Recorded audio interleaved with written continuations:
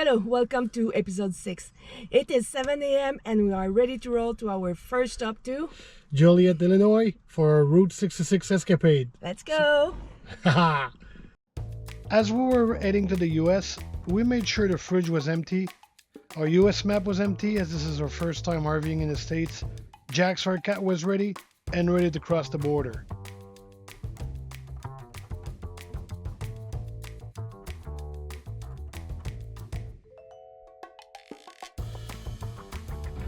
All right, we crossed over the borders. It was very easy. It took about a minute. There was no lineup. It was a breeze for us first time.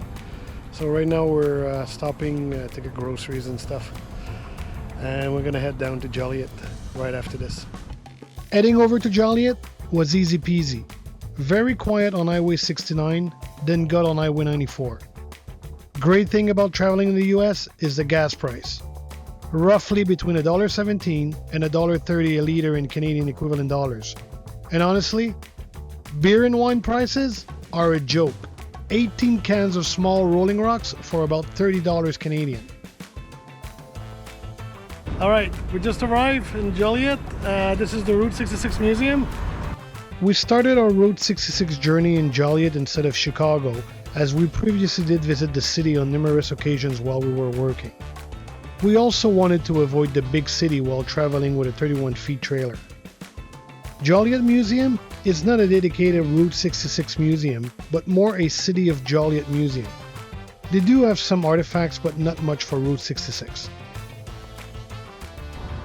Alright, we're in Joliet. This is Route 66. So get your kicks on the highway. No? All the way? Alright, here we go. Get your kicks on Route 66. After that long journey, we camped our first night near Joliet to get ready and embark on our Route 66 to St. Louis.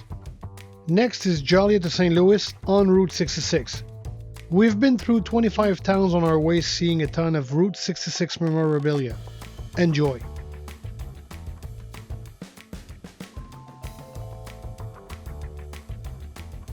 This is in Dwight, Illinois.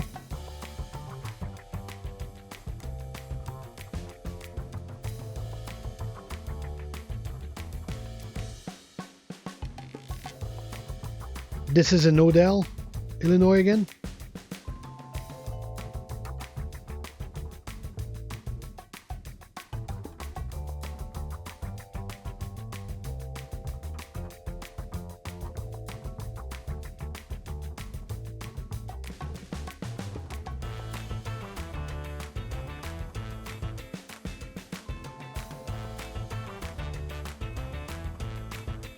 Pontiac, Illinois.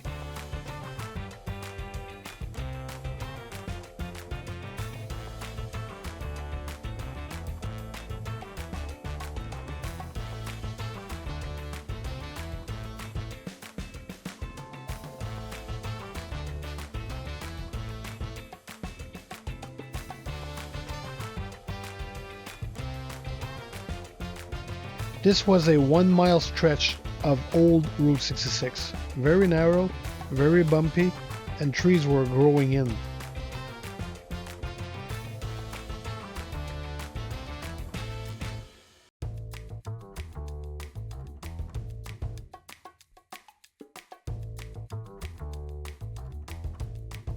This is Atlanta, Illinois.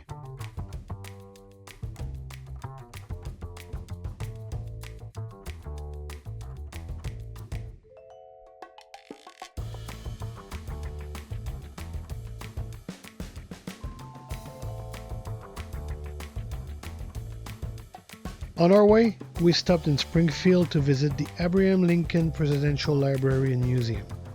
The museum covers his youth to his presidential years, including the Emancipation Proclamation to end slavery, which started the Civil War, and his assassination.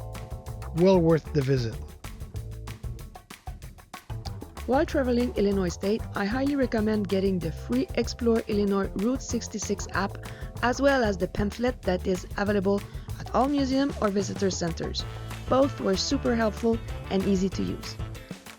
On top of that, in Missouri, we started using the SE1-EP6 guide for travelers. This one is the Bible of all. Refer to the links in this video description. In Auburn, Illinois, a 1.4-mile brick road made of restored bricks. This is Carlingville, Illinois, Town Square.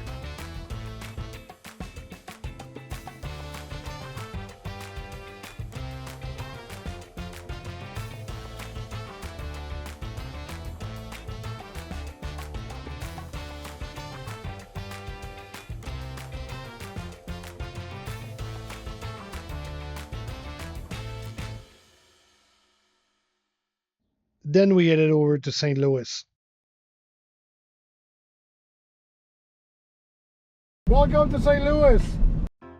The day after we arrived in St. Louis, we were planning on visiting Forest Park.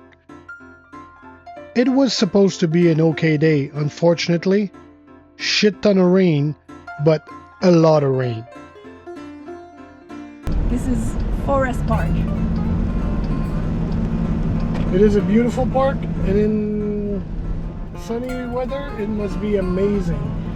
It's bigger than the Central Park in New York, and it's well maintained, almost manicured, and it used to have the 1904 World Fair on this location. In the park, there are a few other monuments that are very nice to see, like the Science Fair, the Museum of Art, and St. Louis himself.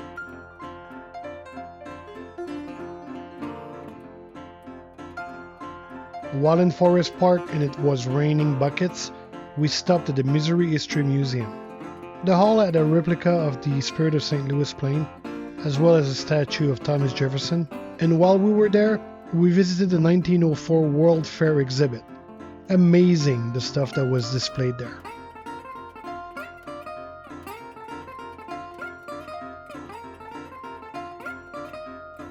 There were also other exhibits, which we very much enjoyed. This place is a must visit and put that on your list. And all that for free. We drove a bit in St. Louis, and we've also seen Busch Stadium.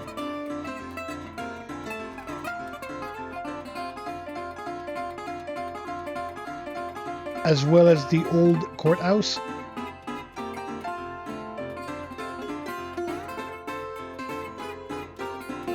the Fox Theater,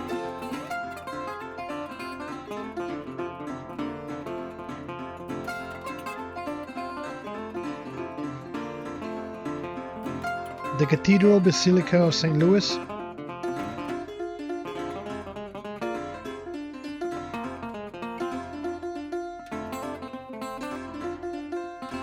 and finally, the Arch of St. Louis. And while Pat was busy taking an artistic picture, Caroline was making a movie of me. Yeah, right. The arch is huge, over 600 feet tall.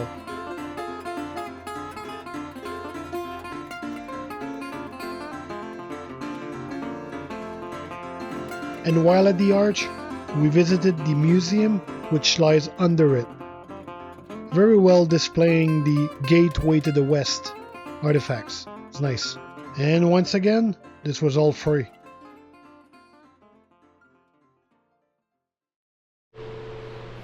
Alright, this is the Merrimack Caverns in Missouri.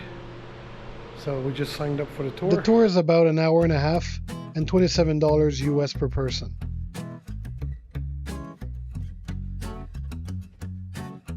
This is unique to Missouri, and it was well worth the cost.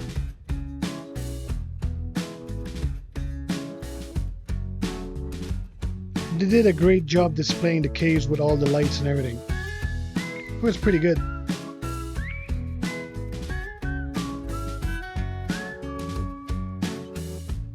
Continuing our route in Missouri, this was Sullivan, followed by Cuba with all his murals.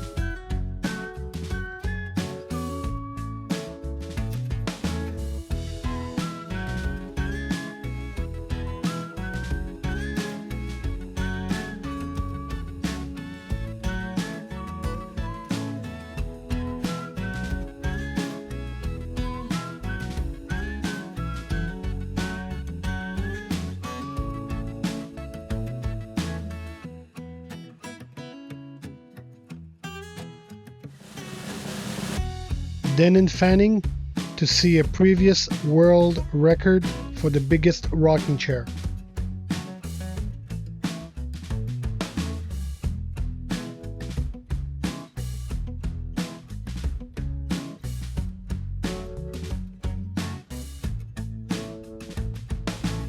We crossed the Devil's Elbow Bridge.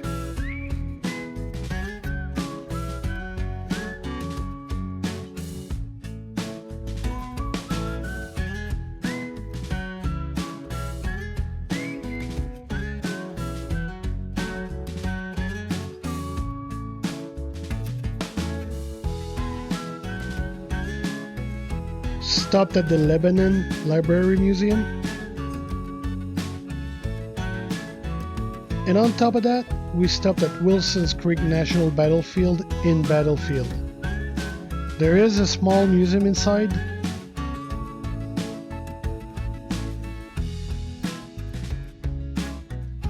But the bulk of it is outside, where you see the cannons and the fields where the actual fights occurred.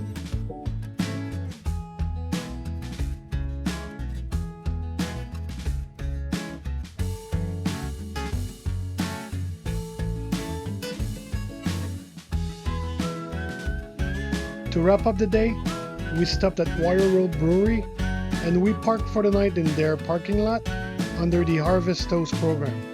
That was quite an experience. And not driving, we permitted ourselves to have a few pops. Maybe a bit too many actually. If you are near Battlefield, that brewery, Wire Road, is a name to remember. We highly recommend it. On our way to Oklahoma City, we stop at Gary's Gay Parita, which is a must-stop location.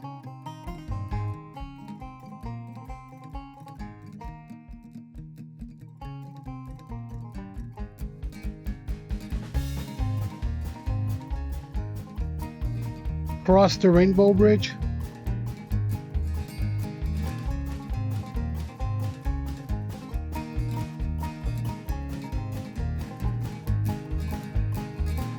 Saw a blue whale.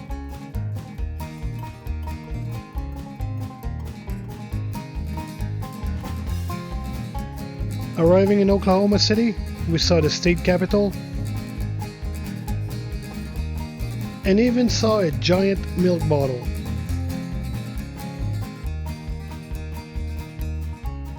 While we were staying nearby Oklahoma City, we visited the Cowboy and Western Museum. This is a one-of-a-kind museum that you don't see anywhere else. That was quite nice.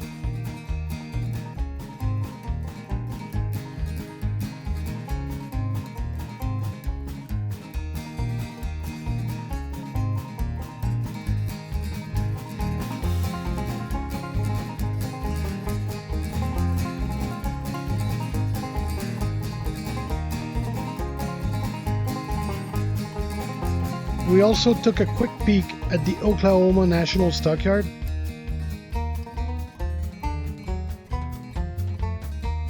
Took a walk in the park at Will Rogers Garden.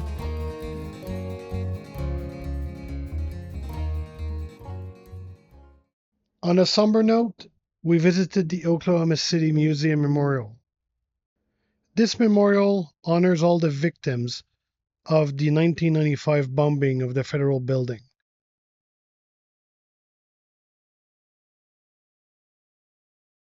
And after all of this, it's a wrap for this episode. See you next time around.